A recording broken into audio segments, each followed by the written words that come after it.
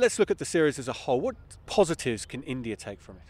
I think the fact that they competed when they weren't at full strength, I think that'll be a huge plus for them. They've got some of their key players back home and not in this team. So once they're back in the side and back in the playing 11 in the World Cup, they'll be formidable. So I think that that's probably the biggest plus they can take out of this. As a whole, do you feel though that they'll be a little disappointed? You know, it's a little disappointing for the series, isn't it, that they had so many injuries? It is, and also it'll be disappointing for them. They were 2-1 up and they were well placed to win it, and to win for the first time on South African soil. So the last two games for them will definitely be a disappointment. For South Africa, would you like to have seen Imran Tahir given a game? I would have. It's difficult to balance the side up when he's in the side, but I suppose I'll have to wait now for the warm-up games in the World Cup to see how he features. And obviously for South Africa, for the World Cup, they'll obviously have Callis back in the mix, and that would be a huge plus for them. Well, they're hoping he'll be back, and they're hoping he's fully fit. It'll be a bit of a problem if he can bat but he can't bowl, because that'll affect the balance. But at the moment, they're hopeful that he's going to fill that number 3 spot.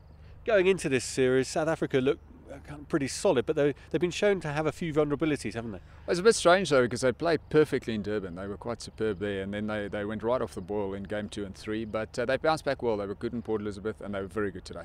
So obviously there will be a lot of players coming back for India, but what do they now need to focus on ahead of the World Cup? Well, I think for India it's simply a case of coping with home pressure, because they are the favourites to win it. They will be at home. There'll be enormous pressure, so they've got to look to get off to a good start and then get some momentum to take into the quarterfinal. And for you, are they the favourites?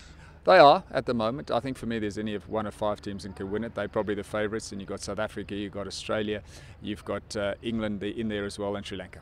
So there is a bit of time to go. What can South Africa do ahead of the World Cup to give them a better chance, better chance over there? I think they're ready. I think they now establish what their combination will be with Robin Peterson in that side, so they know what the playing 11 should be. So it's a case of having a bit of a break after this one, and then just trying to prepare really well in the last couple of weeks before the World Cup. Do you think South Africa can do it, win a World Cup at last? Without question, because the World Cup's all about 3 games, about the quarter-final, semi-final and final. Depends on how your draw pans out, but South Africa can absolutely do it. Kepler, thanks very much. So there we have it. South Africa win this series. All eyes now are on the World Cup.